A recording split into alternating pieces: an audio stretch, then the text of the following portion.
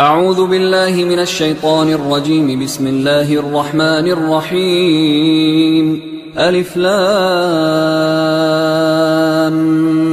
ميم. ذلك الكتاب لا ريب فيه هدى للمتقين الذين يؤمنون بالغيب ويقيمون الصلاة ومما رزقناهم ينفقون والذين يؤمنون بما أنزل إليك وما أنزل من قبلك وبالآخرة هم يوقنون أولئك على هدى من ربهم وأولئك هم المفلحون. إن الذين كفروا سواء عليهم أأنذرتهم أم لم تنذرهم لا يؤمنون. ختم الله على قلوبهم وعلى سمعهم وعلى أبصارهم غشاوة ولهم عذاب عظيم. ومن الناس من يقول آمنا بالله وباليوم الآخر وما هم بمؤمنين يخادعون الله والذين آمنوا وما يخدعون إلا أنفسهم وما يشعرون. في قلوبهم مرض فزادهم الله مرضا ولهم عذاب أليم بما كانوا يكذبون. وإذا قيل لهم لا تفسدوا في الأرض قالوا إنما نحن مصلحون ألا إنهم هم المفسدون ولكن لا يشعرون. وإذا قيل لهم آمنوا كما آمن الناس قالوا أنؤمن كما آمن السفهاء ألا إنهم هم السفهاء ولكن لا يعلمون. وإذا لقوا الذين آمنوا قالوا آمنا وإذا خلوا إلى شياطينهم قالوا إنا معكم إنما نحن مستهزئون. الله يستهزئ بهم ويمدهم في طغيانهم يعمهون. أولئك الذين اشتروا الضلالة بالهدى فما ربحت تجارتهم وما كانوا مهتدين. مثلهم كمثل الذي استوقد نارا فلما أضاءت ما حوله ذهب الله بنورهم وتركهم في ظلمات لا يبصرون. صم بكم عمي فهم لا يرجعون. أو كصيب من السماء فيه ظلمات ورعد وبرق يجعلون أصابعهم في آذانهم من الصواعق حذر الموت والله محيط بالكافرين. يكاد البرق يخطف أبصارهم كلما أضاء لهم مشوا فيه وإذا أظلم عليهم قاموا ولو شاء الله لذهب بسمعهم وأبصارهم إن الله على كل شيء قدير. يا أيها الناس اعبدوا ربكم الذي خلقكم والذين من قبلكم لعلكم تتقون الذي جعل لكم الأرض فراشا والسماء بناء وأنزل من السماء ماء فأخرج به من الثمرات رزقا لكم فلا تجعلوا لله أندادا وأنتم تعلمون. وإن كنتم في ريب مما نزلنا على عبدنا فأتوا بسورة من مثله وادعوا شهداءكم من دون الله إن كنتم صادقين فإن لم تفعلوا ولن تفعلوا فاتقوا النار التي وقودها الناس والحجارة أعدت للكافرين. وبشر الذين آمنوا وعملوا الصالحات أن لهم جنات تجري من تحتها الأنهار كلما رزقوا منها من ثمرة رزقا قالوا هذا الذي رزقنا من قبل وأتوا به متشابها ولهم فيها أزواج مطهرة وهم فيها خالدون. إن الله لا يستحيي أن يضرب مثلا ما بعوضة فما فوقها فأما الذين آمنوا فيعلمون أنه الحق من ربهم وأما الذين كفروا فيقولون ماذا أراد الله بهذا مثلا يضل به كثيرا ويهدي به كثيرا وما يضل به إلا الفاسقين الذين ينقضون عهد الله من بعد ميثاقه ويقطعون ما أمر الله به أن يوصل ويفسدون في الأرض أولئك هم الخاسرون. كيف تكفرون بالله وكنتم أمواتا فأحياكم ثم يميتكم ثم يحييكم ثم إليه ترجعون. هو الذي خلق لكم ما في الأرض جميعا ثم استوى إلى السماء فسواهن 7 سماوات وهو بكل شيء عليم. وإذ قال ربك للملائكة إني جاعل في الأرض خليفة قالوا أتجعل فيها من يفسد فيها ويسفك الدماء ونحن نسبح بحمدك ونقدس لك قال إني أعلم ما لا تعلمون. وعلم آدم الأسماء كلها ثم عرضهم على الملائكة فقال أنبئوني بأسماء هؤلاء إن كنتم صادقين. قالوا سبحانك لا علم لنا إلا ما علمتنا إنك أنت العليم الحكيم. قال يا آدم أنبئهم بأسمائهم فلما أنبأهم بأسمائهم قال ألم أقل لكم إني أعلم غيب السماوات والأرض وأعلم ما تبدون وما كنتم تكتمون. وإذ قلنا للملائكة اسجدوا لآدم فسجدوا إلا إبليس أبى واستكبر وكان من الكافرين. وقلنا يا آدم اسكن أنت وزوجك الجنة وكلا منها رغدا حيث شئتما ولا تقربا هذه الشجرة فتكونا من الظالمين. فأزلهما الشيطان عنها فأخرجهما مما كانا فيه وقلنا اهبطوا بعضكم لبعض عدو ولكم في الأرض مستقر ومتاع إلى حين. فتلقى آدم من ربه كلمات فتاب عليه إنه هو التواب الرحيم. قلنا اهبطوا منها جميعا فإما يأتينكم مني هدى فمن تبع هداي فلا خوف عليهم ولا هم يحزنون. والذين كفروا وكذبوا بآياتنا أولئك أصحاب النار هم فيها خالدون. يا بني إسرائيل اذكروا نعمتي التي أنعمت عليكم وأوفوا بعهدي أوف بعهدكم وإياي فارهبون. وآمنوا بما أنزلت مصدقا لما معكم ولا تكونوا أول كافر به ولا تشتروا بآياتي ثمنا قليلا وإياي فاتقون. ولا تلبسوا الحق بالباطل وتكتموا الحق وأنتم تعلمون. وأقيموا الصلاة وآتوا الزكاة واركعوا مع الراكعين. أتأمرون الناس بالبر وتنسون أنفسكم وأنتم تتلون الكتاب أفلا تعقلون. واستعينوا بالصبر والصلاة وإنها لكبيرة إلا على الخاشعين الذين يظنون أنهم ملاقو ربهم وأنهم إليه راجعون. يا بني إسرائيل اذكروا نعمتي التي أنعمت عليكم وأني فضلتكم على العالمين. واتقوا يوما لا تجزي نفس عن نفس شيئا ولا يقبل منها شفاعة ولا يؤخذ منها عدل ولا هم ينصرون. وإذ نجيناكم من آل فرعون يسومونكم سوء العذاب يذبحون أبناءكم ويستحيون نساءكم وفي ذلكم بلاء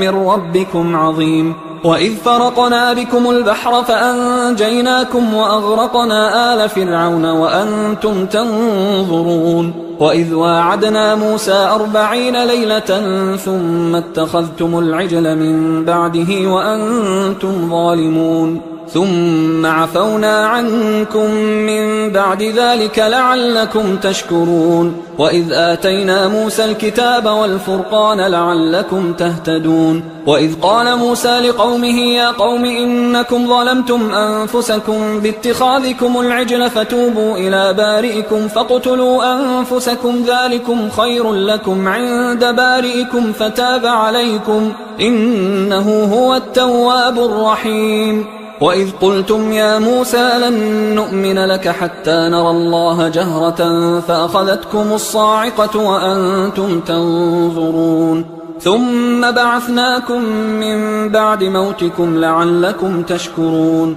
وظللنا عليكم الغمام وأنزلنا عليكم المن والسلوى كلوا من طيبات ما رزقناكم وما ظلمونا ولكن كانوا أنفسهم يظلمون وإذ قلنا ادخلوا هذه القرية فكلوا منها حيث شئتم رغدا وادخلوا الباب سجدا وقولوا حطة نغفر لكم خطاياكم وسنزيد المحسنين فبدل الذين ظلموا قولا غير الذي قيل لهم فأنزلنا على الذين ظلموا رجزا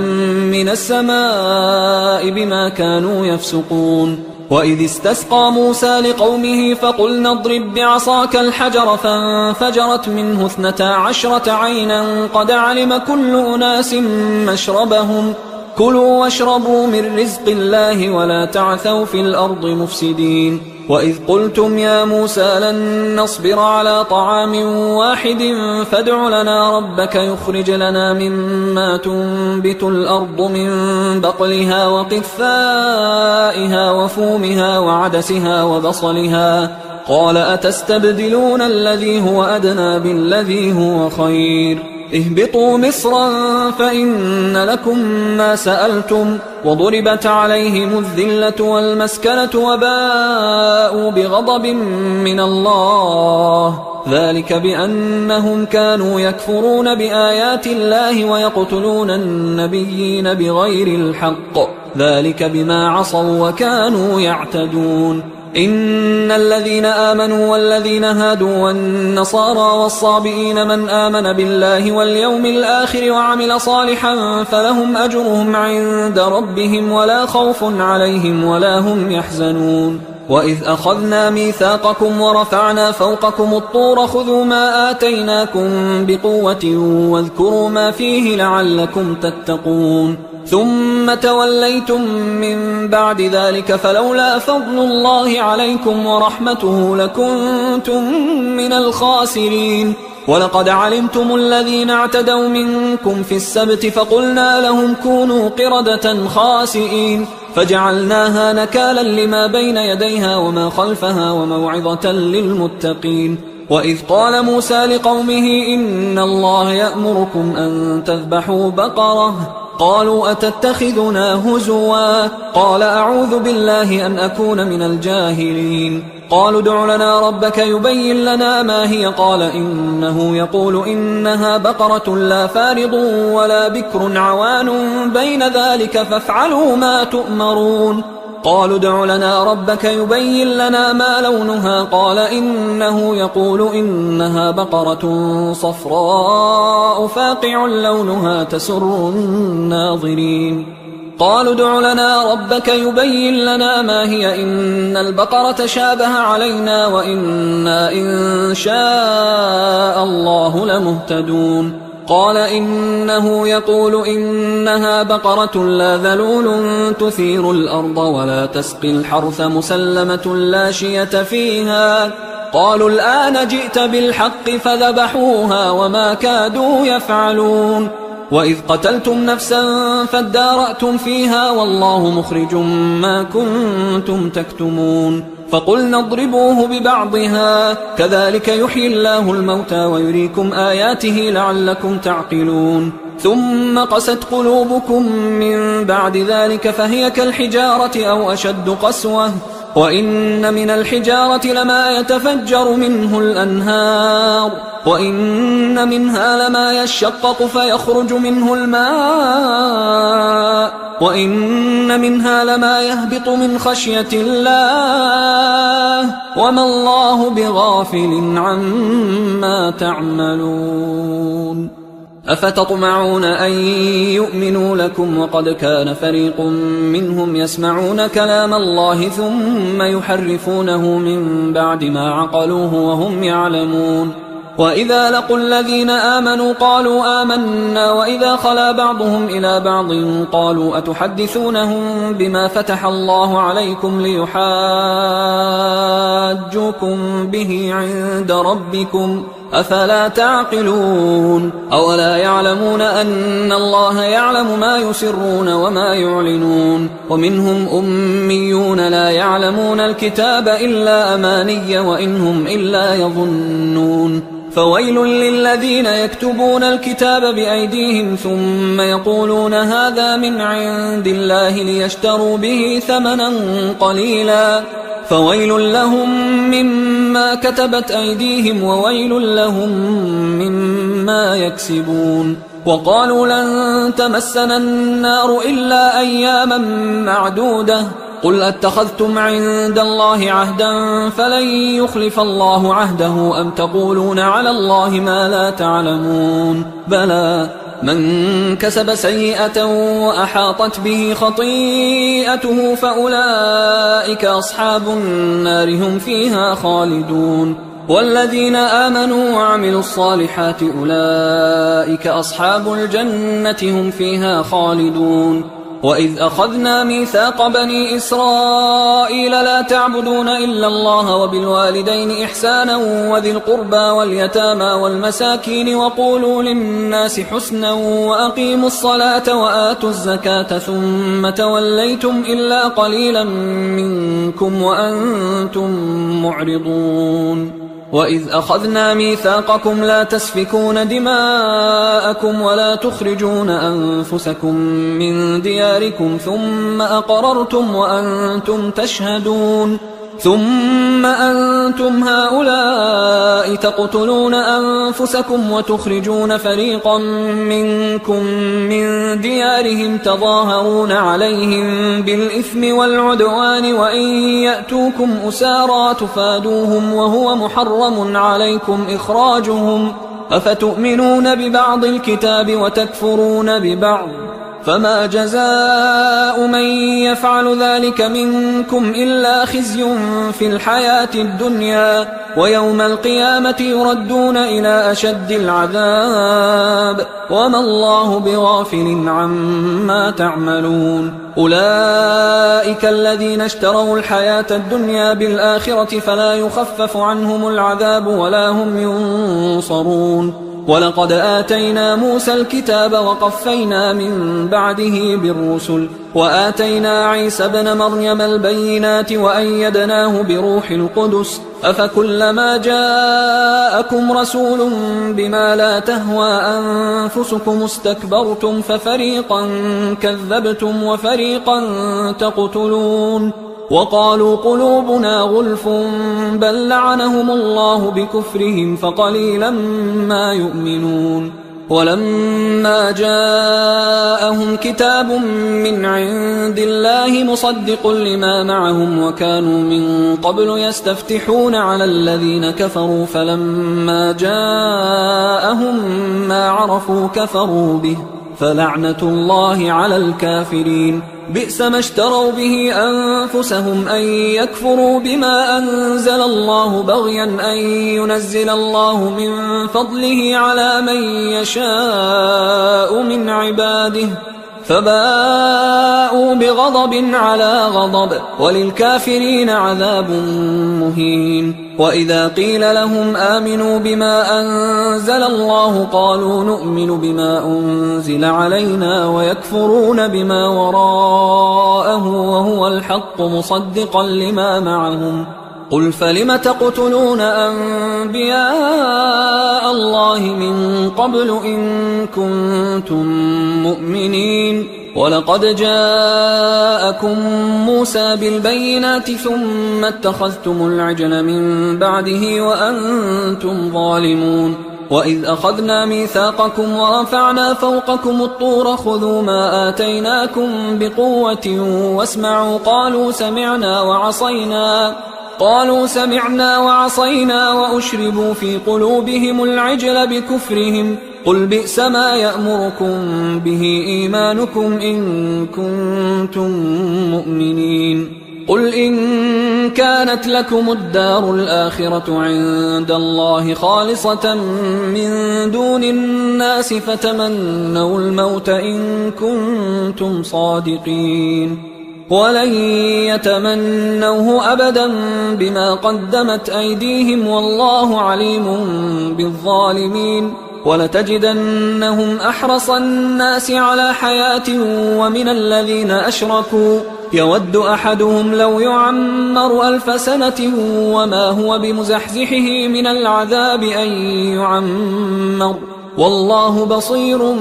بما يعملون قل من كان عدوا لجبريل فإنه نزله على قلبك بإذن الله مصدقا لما بين يديه وهدى وبشرى للمؤمنين من كان عدوا لله وملائكته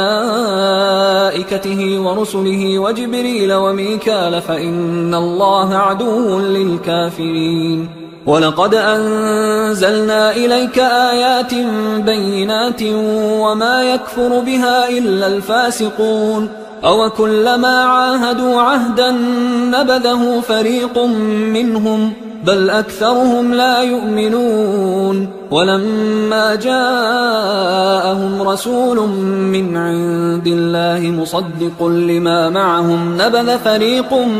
من الذين أوتوا الكتاب كتاب الله وراء ظهورهم كأنهم لا يعلمون واتبعوا ما تتلو الشياطين على ملك سليمان وما كفر سليمان ولكن الشياطين كفروا يعلمون الناس السحر وما أنزل على الملكين ببابل هاروت وماروت وما يعلمان من أحد حتى يقولا إنما نحن فتنة فلا تكفر فيتعلمون منهما ما يفرقون به بين المرء وزوجه وما هم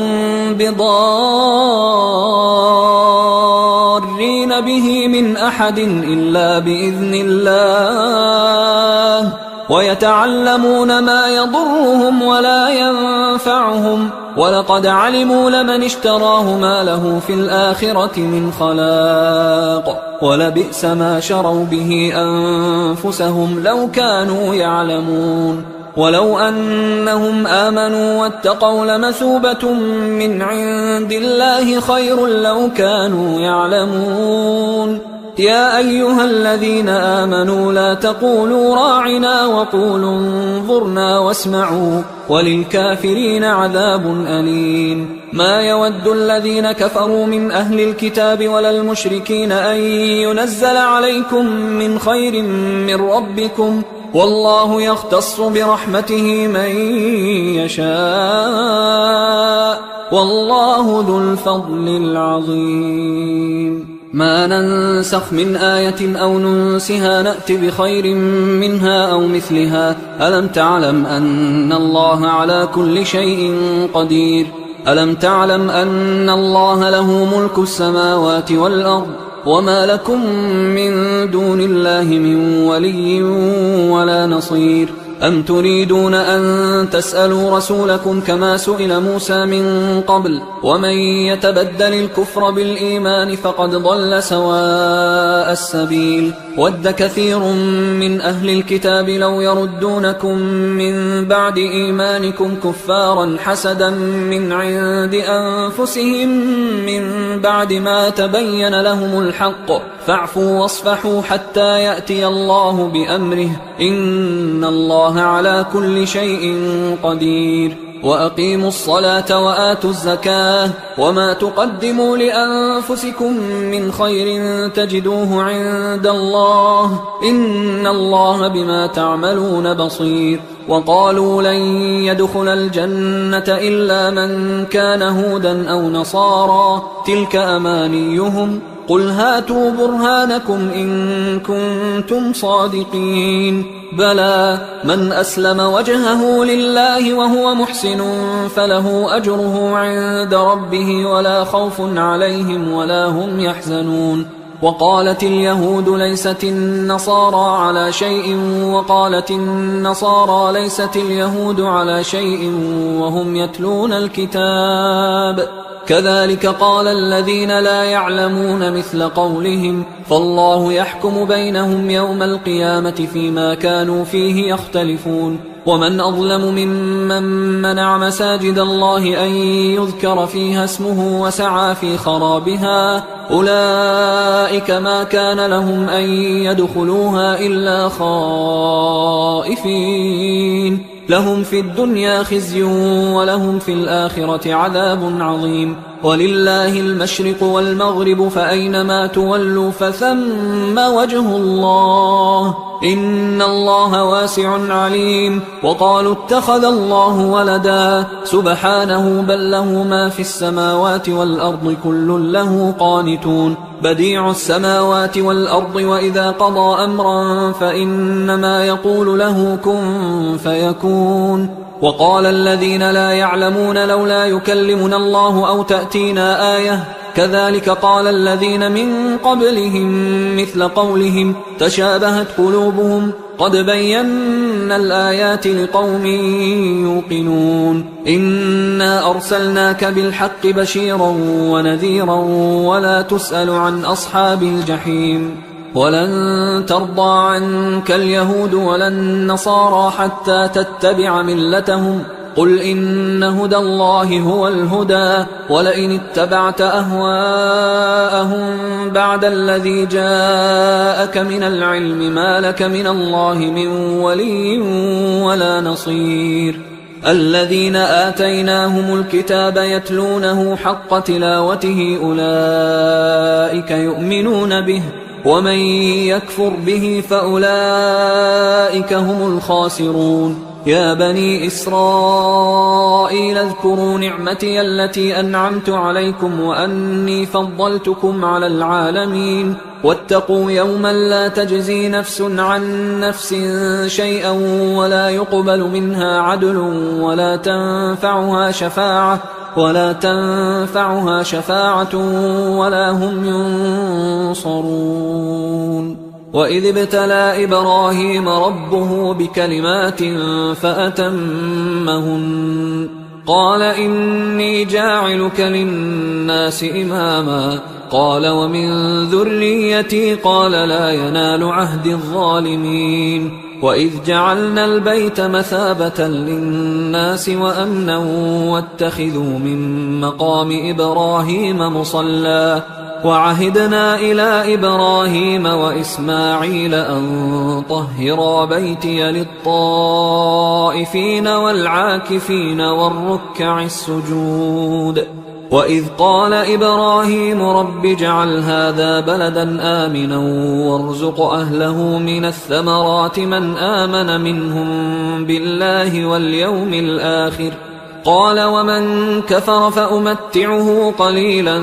ثم أضطره إلى عذاب النار وبئس المصير وإذ يرفع إبراهيم القواعد من البيت وإسماعيل ربنا تقبل منا إنك أنت السميع العليم ربنا وجعلنا مسلمين لك ومن ذريتنا أمة مسلمة لك وأرنا مناسكنا وتب علينا إنك أنت التواب الرحيم ربنا وابعث فيهم رسولا منهم يتلو عليهم آياتك ويعلمهم الكتاب والحكمة ويزكيهم إنك أنت العزيز الحكيم ومن يرغب عن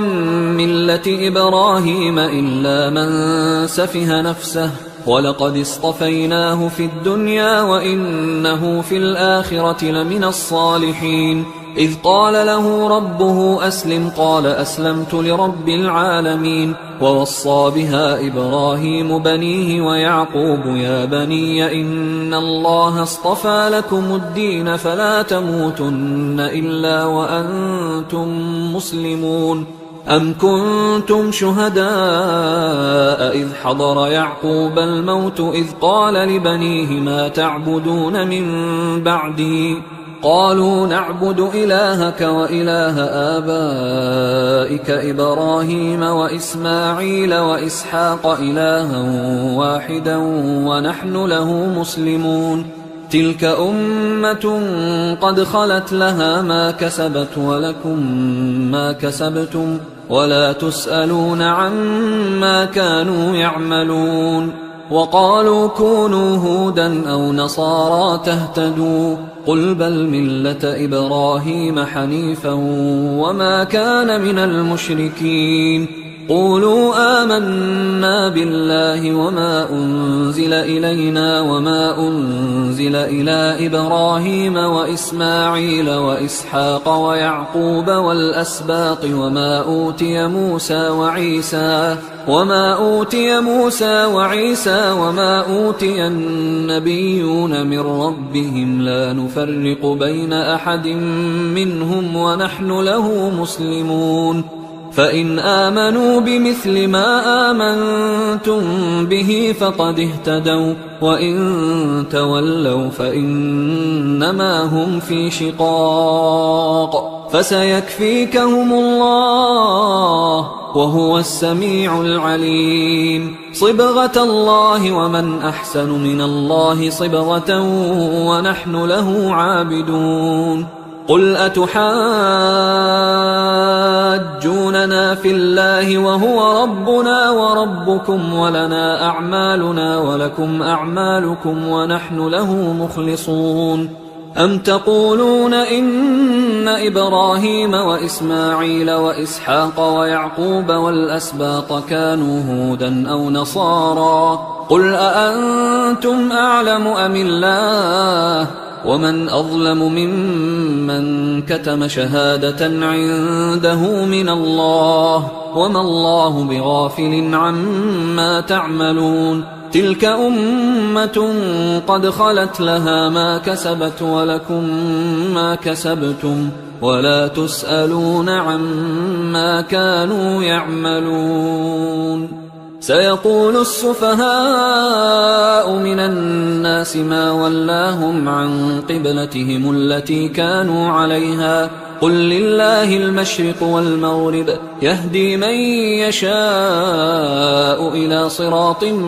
مستقيم. وكذلك جعلناكم أمة وسطا لتكونوا شهداء على الناس ويكون الرسول عليكم شهيدا. وما جعلنا القبلة التي كنت عليها إلا لنعلم من يتبع الرسول ممن ينقلب على عقبيه وإن كانت لكبيرة إلا على الذين هدى الله وما كان الله ليضيع إيمانكم إن الله بالناس لرؤوف رحيم. قد نرى تقلب وجهك في السماء فلنولينك قبلة ترضاها فول وجهك شطر المسجد الحرام وحيث ما كنتم فولوا وجوهكم شطره وإن الذين أوتوا الكتاب ليعلمون أنه الحق من ربهم وما الله بغافل عما يعملون. ولئن أتيت الذين أوتوا الكتاب بكل آية ما تبعوا قبلتك وما أنت بتابع قبلتهم وما بعضهم بتابع قبلة بعض ولئن اتبعت أهواءهم من بعد ما جاءك من العلم إنك إذا لمن الظالمين. الذين آتيناهم الكتاب يعرفونه كما يعرفون أبناءهم وإن فريقا منهم ليكتمون الحق وهم يعلمون الحق من ربك فلا تكونن من الممترين ولكل وجهة هو موليها فاستبقوا الخيرات أينما تكونوا يأت بكم الله جميعا إن الله على كل شيء قدير ومن حيث خرجت فول وجهك شطر المسجد الحرام وإنه للحق من ربك وما الله بغافل عما تعملون ومن حيث خرجت فول وجهك شطر المسجد الحرام وحيث ما كنتم فولوا وجوهكم شطره لئلا يكون للناس عليكم حجة إلا الذين ظلموا منهم فلا تخشوهم واخشوني ولأتم نعمتي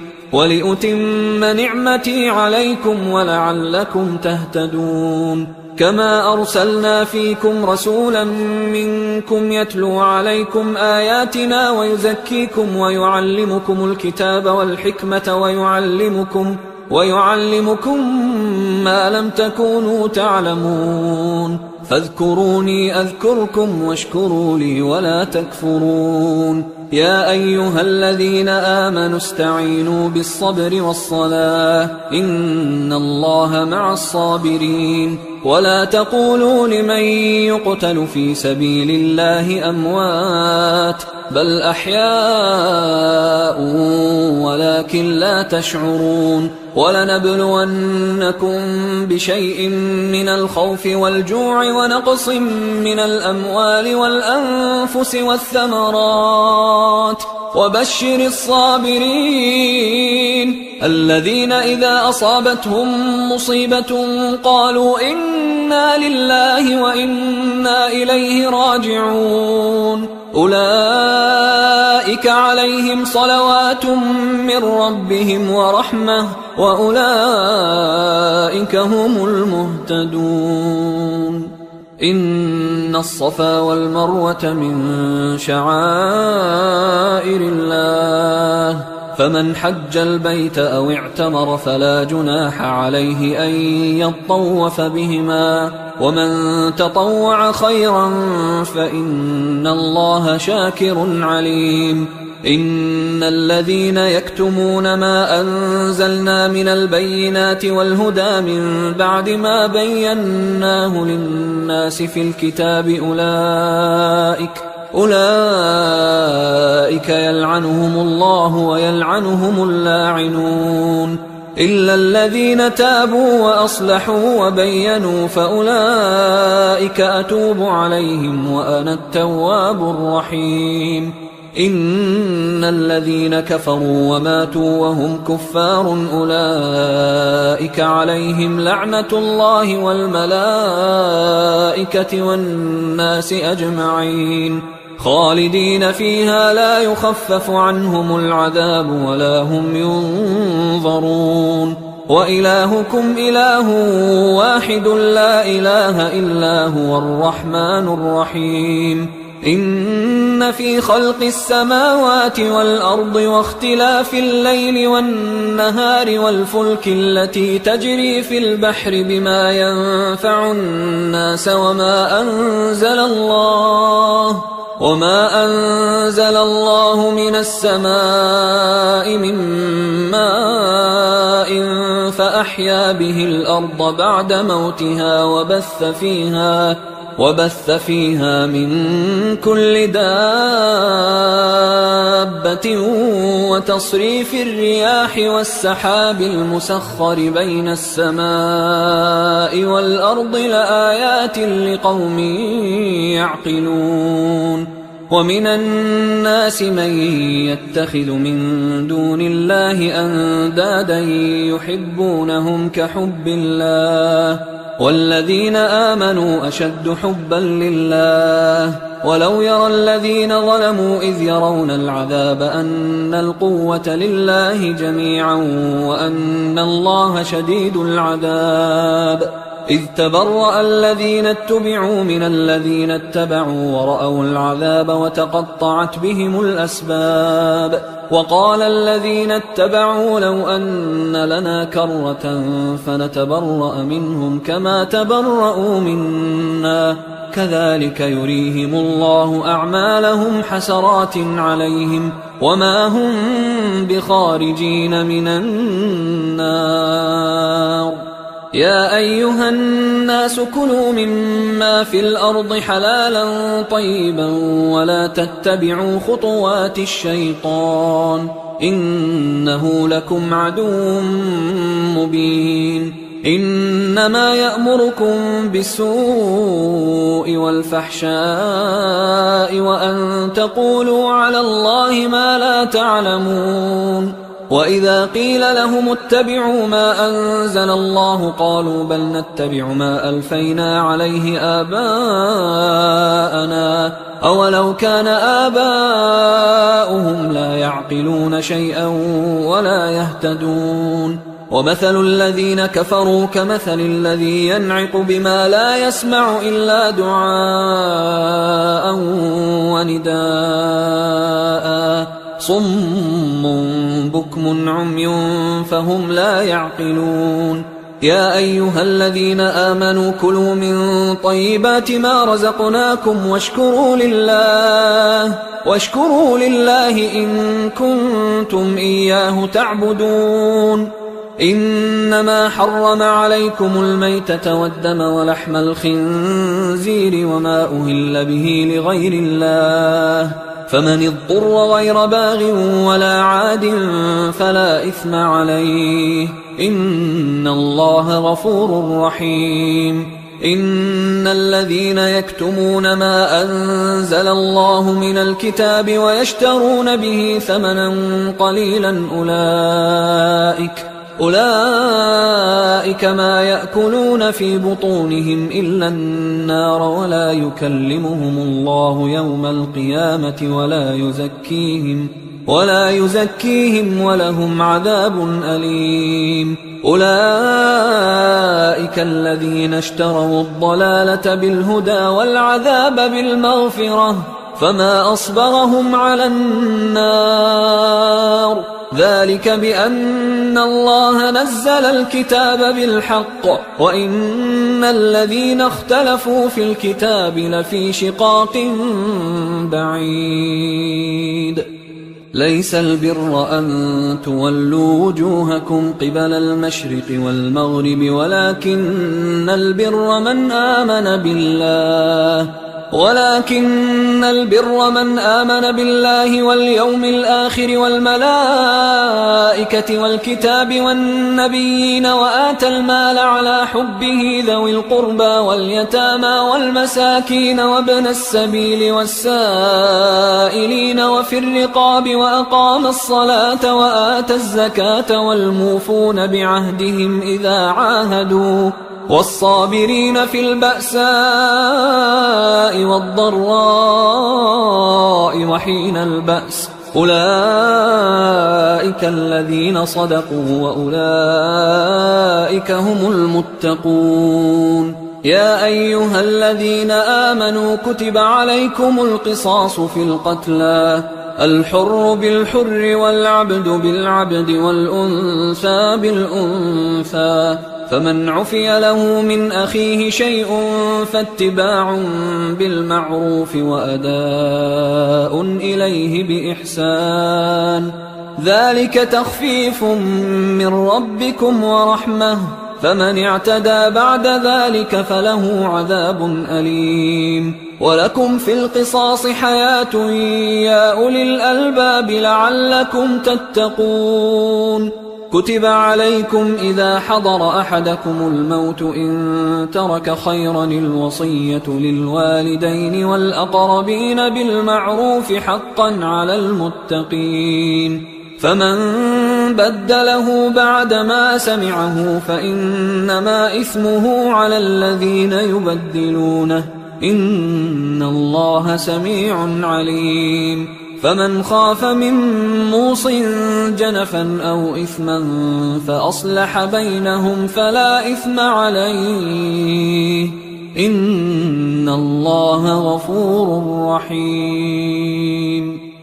يا أيها الذين آمنوا كتب عليكم الصيام كما كتب على الذين من قبلكم لعلكم تتقون أياما معدودات فمن كان منكم مريضا أو على سفر فعدة من أيام أخر وعلى الذين يطيقونه فدية طعام مسكين فمن تطوع خيرا فهو خير له وأن تصوموا خير لكم إن كنتم تعلمون شهر رمضان الذي أنزل فيه القرآن هدى للناس وبينات من الهدى والفرقان فمن شهد منكم الشهر فليصم ومن كان مريضا أو على سفر فعدة من أيام أخر يريد الله بكم اليسر ولا يريد بكم العسر ولتكملوا العدة ولتكبروا الله على ما هداكم ولعلكم تشكرون وإذا سألك عبادي عني فإني قريب أجيب دعوة الداعي إذا دعان فليستجيبوا لي وليؤمنوا بي لعلهم يرشدون أحل لكم ليلة الصيام الرفث إلى نسائكم هن لباس لكم وأنتم لباس لهن علم الله أنكم كنتم تختانون أنفسكم فتاب عليكم وعفى عنكم فالآن باشروهن وابتغوا ما كتب الله لكم وكلوا واشربوا حتى يتبين لكم الخيط الأبيض من الخيط الأسود من الفجر ثم أتموا الصيام إلى الليل ولا تباشروهن وأنتم عاكفون في المساجد تلك حدود الله فلا تقربوها كذلك يبين الله آياته للناس لعلهم يتقون ولا تأكلوا أموالكم بينكم بالباطل وتدلوا بها إلى الحكام لتأكلوا فريقا من أموال الناس بالإثم وأنتم تعلمون يسألونك عن الأهلة قل هي مواقيت للناس والحج وليس البر بأن تأتوا البيوت من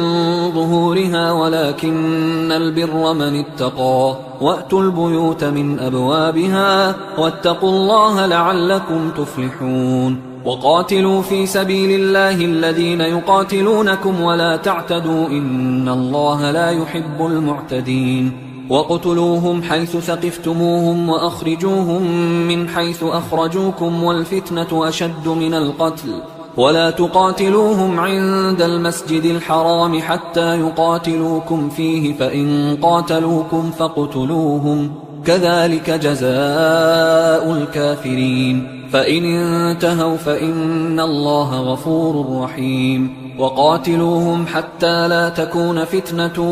ويكون الدين لله فإن انتهوا فلا عدوان إلا على الظالمين الشهر الحرام بالشهر الحرام والحرمات قصاص فمن اعتدى عليكم فاعتدوا عليه بمثل ما اعتدى عليكم واتقوا الله واعلموا أن الله مع المتقين وأنفقوا في سبيل الله ولا تلقوا بأيديكم إلى التهلكة وأحسنوا إن الله يحب المحسنين وأتموا الحج والعمرة لله فإن أحصرتم فما استيسر من الهدي ولا تحلقوا رؤوسكم حتى يبلغ الهدي محله فمن كان منكم مريضا أو به أذى من رأسه ففدية من صيام أو صدقة أو نسك فإذا أمنتم فمن تمتع بالعمرة إلى الحج فما استيسر من الهدي فمن لم يجد فصيام 3 أيام في الحج و7 إذا رجعتم تلك 10 كاملة ذلك لمن لم يكن أهله حاضر المسجد الحرام واتقوا الله واعلموا أن الله شديد العقاب الحج أشهر معلومات فمن فرض فيهن الحج فلا رفث ولا فسوق ولا جدال في الحج وما تفعلوا من خير يعلمه الله وتزودوا فإن خير الزاد التقوى واتقون يا أولي الألباب ليس عليكم جناح أن تبتغوا فضلا من ربكم فإذا أفضتم من عرفات فاذكروا الله عند المشعر الحرام واذكروه كما هداكم وإن كنتم من قبله لمن الضالين ثم أفيضوا من حيث أفاض الناس واستغفروا الله إن الله غفور رحيم فإذا قضيتم مناسككم فاذكروا الله كذكركم آباءكم أو أشد ذكرا فمن الناس من يقول ربنا آتنا في الدنيا وما له في الآخرة من خلاق ومنهم من يقول ربنا آتنا في الدنيا حسنة وفي الآخرة حسنة وقنا عذاب النار أولئك لهم نصيب مما كسبوا والله سريع الحساب واذكروا الله في أيام معدودات فمن تعجل في يومين فلا إثم عليه ومن تأخر فلا إثم عليه لمن اتقى واتقوا الله واعلموا أنكم إليه تحشرون ومن الناس من يعجبك قوله في الحياة الدنيا ويشهد الله على ما في قلبه وهو ألد الخصام وإذا تولى سعى في الأرض ليفسد فيها ويهلك الحرث والنسل والله لا يحب الفساد وإذا قيل له اتق الله أخذته العزة بالإثم فحسبه جهنم ولبئس المهاد ومن الناس من يشري نفسه ابتغاء مرضات الله والله رؤوف بالعباد يا أيها الذين آمنوا ادخلوا في السلم كافة ولا تتبعوا خطوات الشيطان إنه لكم عدو مبين فإن زللتم من بعد ما جاءتكم البينات فاعلموا أن الله عزيز حكيم هل ينظرون إلا أن يأتيهم الله في ظلل من الغمام والملائكة وقضي الأمر وإلى الله ترجع الأمور سل بني إسرائيل كم آتيناهم من آية بينة ومن يبدل نعمة الله من بعد ما جاءته فإن الله شديد العقاب زين للذين كفروا الحياة الدنيا ويسخرون من الذين آمنوا والذين اتقوا فوقهم يوم القيامة والله يرزق من يشاء بغير حساب كان الناس أمة واحدة فبعث الله النبيين مبشرين ومنذرين وأنزل معهم الكتاب بالحق ليحكم بين الناس فيما اختلفوا فيه وما اختلف فيه إلا الذين أوتوه من بعد ما جاءتهم البينات بغيا بينهم فهدى الله الذين آمنوا لما اختلفوا فيه من الحق بإذنه والله يهدي من يشاء إلى صراط مستقيم أم حسبتم أن تدخلوا الجنة ولما يأتكم مثل الذين خلوا من قبلكم مستهم البأساء والضراء وزلزلوا حتى يقول الرسول والذين آمنوا معه متى نصر الله ألا إن نصر الله قريب يسألونك ماذا ينفقون قل ما أنفقتم من خير فللوالدين والأقربين واليتامى والمساكين وابن السبيل وما تفعلوا من خير فإن الله به عليم كتب عليكم القتال وهو كره لكم، وعسى أن تكرهوا شيئا وهو خير لكم، وعسى أن تحبوا شيئا وهو شر لكم، والله يعلم وأنتم لا تعلمون. يسألونك عن الشهر الحرام قتال فيه، قل قتال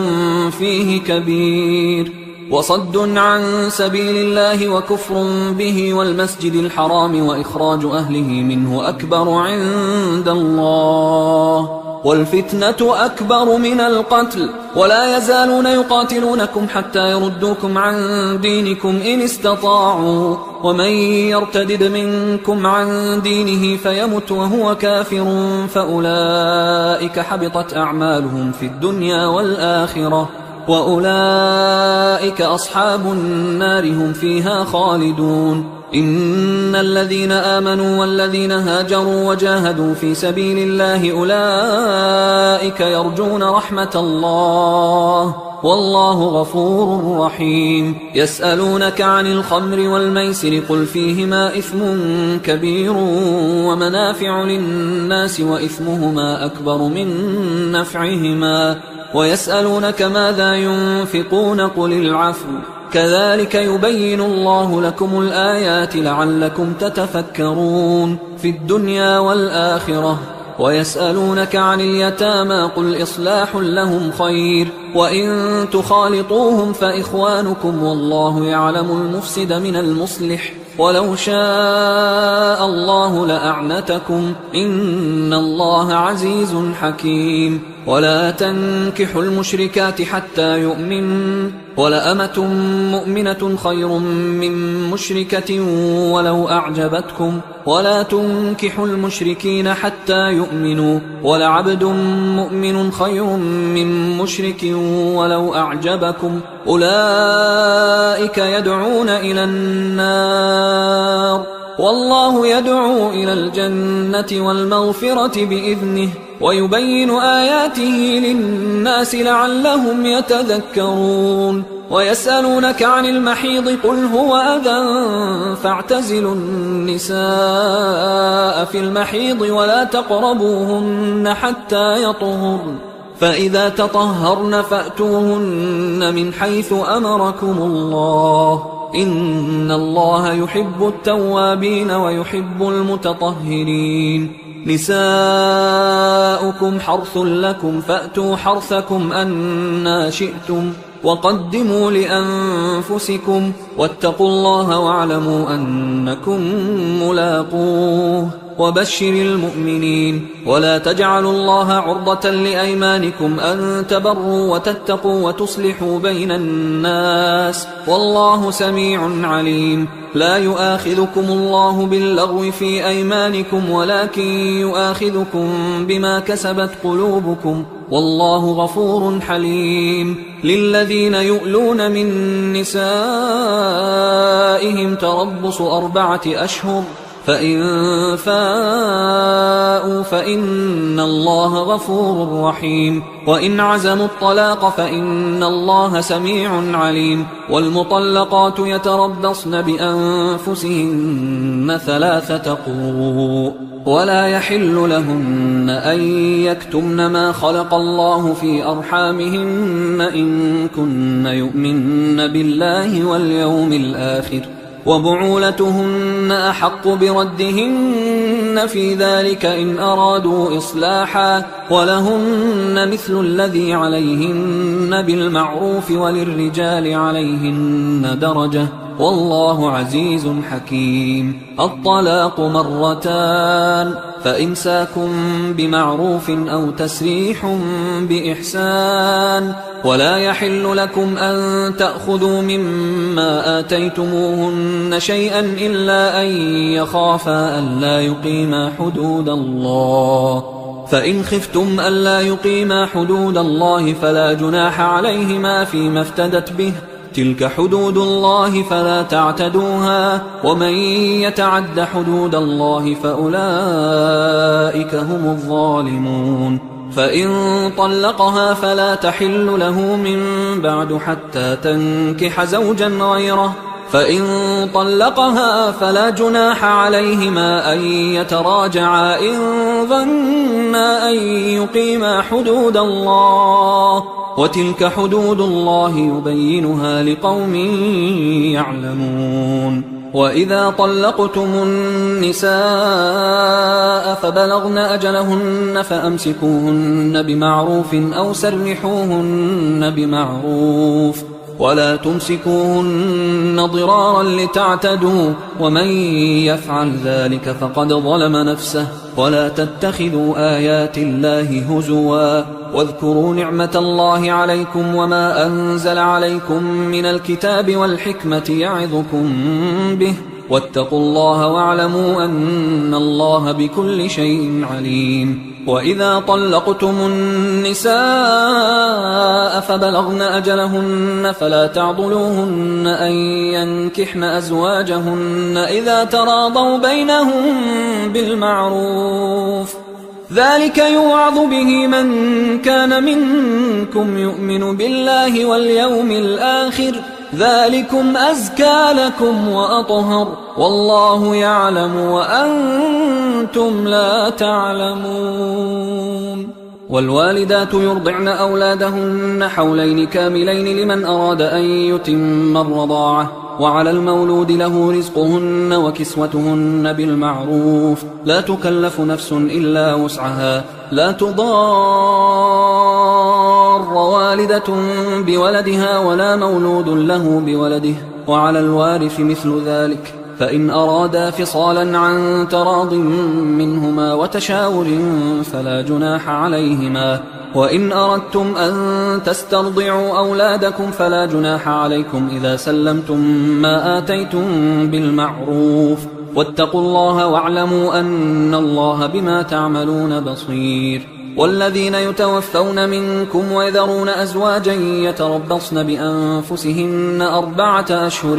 و10، فإذا بلغن أجلهن فلا جناح عليكم فيما فعلن في أنفسهن بالمعروف، والله بما تعملون خبير. ولا جناح عليكم فيما عرضتم به من خطبة النساء أو أكننتم في أنفسكم، علم الله أنكم ستذكرونهن ولكن لا تواعدوهن سرا إلا أن تقولوا قولا معروفا، ولا تعزموا عقدة النكاح حتى يبلغ الكتاب أجله، واعلموا أن الله يعلم ما في أنفسكم فاحذروه، واعلموا أن الله غفور حليم. لا جناح عليكم إن طلقتم النساء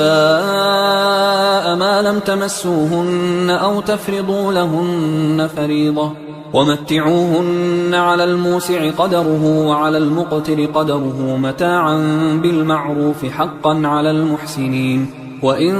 طلقتموهن من قبل أن تمسوهن وقد فرضتم لهن فريضة فنصف ما فرضتم إلا أن يعفون أو يعفو الذي بيده عقدة النكاح، وأن تعفوا أقرب للتقوى، ولا تنسوا الفضل بينكم، إن الله بما تعملون بصير. حافظوا على الصلوات والصلاة الوسطى وقوموا لله قانتين، فإن خفتم فرجالا أو ركبانا، فإذا أمنتم فاذكروا الله كما علمكم ما لم تكونوا تعلمون. والذين يتوفون منكم ويذرون أزواجا وصية لأزواجهم متاعا إلى الحول غير إخراج، فإن خرجن فلا جناح عليكم فيما فعلن في أنفسهن من معروف، والله عزيز حكيم. وللمطلقات متاع بالمعروف حقا على المتقين، كذلك يبين الله لكم آياته لعلكم تعقلون. ألم تر إلى الذين خرجوا من ديارهم وهم ألوف حذر الموت فقال لهم الله موتوا ثم أحياهم، إن الله لذو فضل على الناس ولكن أكثر الناس لا يشكرون. وقاتلوا في سبيل الله واعلموا أن الله سميع عليم. من ذا الذي يقرض الله قرضا حسنا فيضاعفه له أضعافا كثيرة والله يقبض ويبسط وإليه ترجعون. ألم تر إلى الملأ من بني إسرائيل من بعد موسى إذ قالوا لنبي له مبعث لنا ملكا نقاتل في سبيل الله قال هل عسيتم إن كتب عليكم القتال ألا تقاتلوا قالوا وما لنا ألا نقاتل في سبيل الله وقد أخرجنا من ديارنا وأبنائنا فلما كتب عليهم القتال تولوا إلا قليلا منهم والله عليم بالظالمين. وقال لهم نبيهم إن الله قد بعث لكم طالوت ملكا قالوا أنى يكون له الملك علينا ونحن أحق بالملك منه ولم يؤت سعة من المال قال إن الله اصطفاه عليكم وزاده بسطة في العلم والجسم والله يؤتي ملكه من يشاء والله واسع عليم. وقال لهم نبيهم إن آية ملكه أن يأتيكم التابوت فيه سكينة من ربكم وبقية مما ترك آل موسى وآل هارون تحمله الملائكة إن في ذلك لآية لكم إن كنتم مؤمنين. فلما فصل طالوت بالجنود قال إن الله مبتليكم بنهر فمن شرب منه فليس مني ومن لم يطعمه فإنه مني إلا من اغترف غرفة بيده فشربوا منه إلا قليلا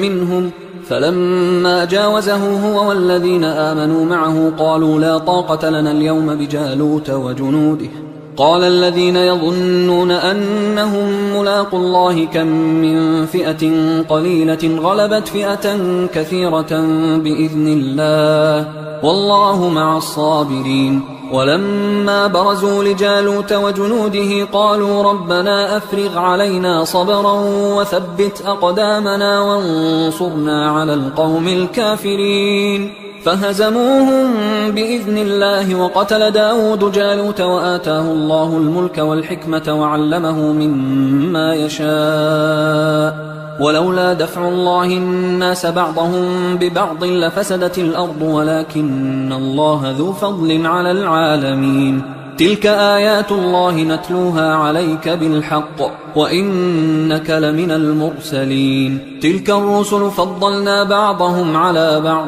منهم من كلم الله ورفع بعضهم درجات وآتينا عيسى ابن مريم البينات وأيدناه بروح القدس ولو شاء الله ما اقتتل الذين من بعدهم من بعد ما جاءتهم البينات ولكن اختلفوا فمنهم من آمن ومنهم من كفر ولو شاء الله ما اقتتلوا ولكن الله يفعل ما يريد. يا أيها الذين آمنوا أنفقوا مما رزقناكم من قبل أن يأتي يوم لا بيع فيه ولا خلة ولا شفاعة والكافرون هم الظالمون. الله لا إله إلا هو الحي القيوم لا تأخذه سنة ولا نوم له ما في السماوات وما في الأرض من ذا الذي يشفع عنده إلا بإذنه يعلم ما بين أيديهم وما خلفهم ولا يحيطون بشيء من علمه إلا بما شاء وسع كرسيه السماوات والأرض ولا يؤوده حفظهما وهو العلي العظيم. لا إكراه في الدين قد تبين الرشد من الغي فمن يكفر بالطاغوت ويؤمن بالله فقد استمسك بالعروة الوثقى لا انفصام لها والله سميع عليم. الله ولي الذين آمنوا يخرجهم من الظلمات إلى النور والذين كفروا أولياؤهم الطاغوت يخرجونهم من النور إلى الظلمات أولئك أصحاب النار هم فيها خالدون. ألم تر إلى الذي حاج إبراهيم في ربه أن آتاه الله الملك إذ قال إبراهيم ربي الذي يحيي ويميت قال أنا أحيي وأميت قال إبراهيم فإن الله يأتي بالشمس من المشرق فأت بها من المغرب فبهت الذي كفر والله لا يهدي القوم الظالمين أو كالذي مر على قرية وهي خاوية على عروشها قال أنى يحيي هذه الله بعد موتها فأماته الله 100 عام ثم بعثه قال كم لبثت قال لبثت يوما أو بعض يوم قال بل لبثت 100 عام فانظر إلى طعامك وشرابك لم يتسنه وانظر إلى حمارك ولنجعلك آية للناس وانظر إلى العظام كيف ننشزها ثم نكسوها لحما فلما تبين له قال أعلم أن الله على كل شيء قدير وإذ قال إبراهيم رب أرني كيف تحيي الموتى قال أولم تؤمن قال بلى ولكن ليطمئن قلبي قال فخذ 4 من الطير فصرهن إليك ثم اجعل على كل جبل منهن جزءا ثم ادعهن يأتينك سعيا واعلم أن الله عزيز حكيم مثل الذين ينفقون أموالهم في سبيل الله كمثل حبة أنبتت 7 سنابل في كل سنبلة 100 حبة والله يضاعف لمن يشاء والله واسع عليم الذين ينفقون أموالهم في سبيل الله ثم لا يتبعون ما أنفقوا منا ولا أذى لهم أجرهم عند ربهم ولا خوف عليهم ولا هم يحزنون قول معروف ومغفرة خير من صدقة يتبعها أذى والله غني حليم يا أيها الذين آمنوا لا تبطلوا صدقاتكم بالمن والأذى كالذي ينفق ماله رئاء الناس ولا يؤمن بالله واليوم الآخر فمثله كمثل صفوان عليه تراب فأصابه وابل فتركه صلدا لا يقدرون على شيء مما كسبوا والله لا يهدي القوم الكافرين ومثل الذين ينفقون أموالهم ابتغاء مرضات الله وتثبيتا من أنفسهم كمثل جنة بربوة أصابها وابل فآتت أكلها ضعفين فإن لم يصبها وابل فطل والله بما تعملون بصير أيود أحدكم أن تكون له جنة من نخيل وأعناب تجري من تحتها الأنهار له فيها من كل الثمرات وأصابه الكبر وله ذرية ضعفاء فأصابها إعصار فيه نار فاحترقت كذلك يبين الله لكم الآيات لعلكم تتفكرون يا أيها الذين آمنوا أنفقوا من طيبات ما كسبتم ومما أخرجنا لكم من الأرض ولا تيمموا الخبيث منه تنفقون ولستم بآخذيه إلا أن تغمضوا فيه واعلموا أن الله غني حميد الشيطان يعدكم الفقر ويأمركم بالفحشاء والله يعدكم مغفرة منه وفضلا والله واسع عليم يؤتي الحكمة من يشاء ومن يؤت الحكمة فقد أوتي خيرا كثيرا وما يذكر إلا أولو الألباب وما أنفقتم من نفقة أو نذرتم من نذر فإن الله يعلمه وما للظالمين من أنصار إن تبدوا الصدقات فنعما هي، وإن تخفوها وتؤتوها الفقراء فهو خير لكم ويكفر عنكم من سيئاتكم والله بما تعملون خبير. ليس عليك هداهم ولكن الله يهدي من يشاء. وما تنفقوا من خير فلأنفسكم وما تنفقون إلا ابتغاء وجه الله وما تنفقوا من خير يوفى إليكم وأنتم لا تظلمون. للفقراء الذين أحصروا في سبيل الله لا يستطيعون ضربا في الأرض يحسبهم الجاهل أغنياء من التعفف تعرفهم بسيماهم لا يسألون الناس إلحافا. وما تنفقوا من خير فإن الله به عليم. الذين ينفقون أموالهم بالليل والنهار سرا وعلانية فلهم أجرهم عند ربهم ولا خوف عليهم ولا هم يحزنون. الذين يأكلون الربا لا يقومون إلا كما يقوم الذي يتخبطه الشيطان من المس، ذلك بأنهم قالوا إنما البيع مثل الربا وأحل الله البيع وحرم الربا. فمن جاءه موعظة من ربه فانتهى فله ما سلف وأمره إلى الله ومن عاد فأولئك أصحاب النار هم فيها خالدون. يمحق الله الربا ويربي الصدقات والله لا يحب كل كفار أثيم. إن الذين آمنوا وعملوا الصالحات وأقاموا الصلاة وآتوا الزكاة لهم أجرهم عند ربهم ولا خوف عليهم ولا هم يحزنون. يا أيها الذين آمنوا اتقوا الله وذروا ما بقي من الربا إن كنتم مؤمنين، فإن لم تفعلوا فأذنوا بحرب من الله ورسوله، وإن تبتم فلكم رؤوس أموالكم لا تظلمون ولا تظلمون. وإن كان ذو عسرة فنظرة إلى ميسرة، وأن تصدقوا خير لكم إن كنتم تعلمون. واتقوا يوما ترجعون فيه إلى الله ثم توفى كل نفس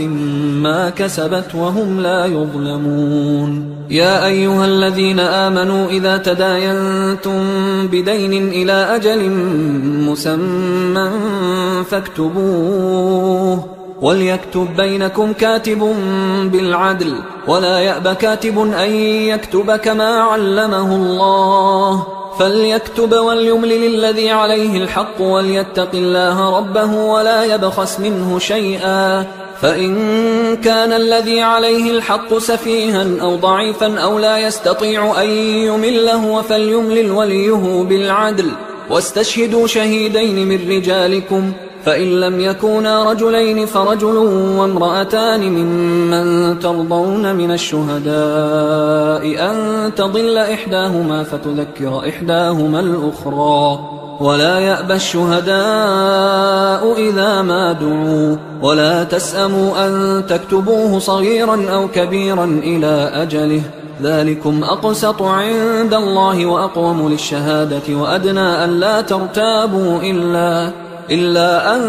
تكون تجارة حاضرة تديرونها بينكم فليس عليكم جناح ألا تكتبوها، وأشهدوا إذا تبايعتم ولا يضار كاتب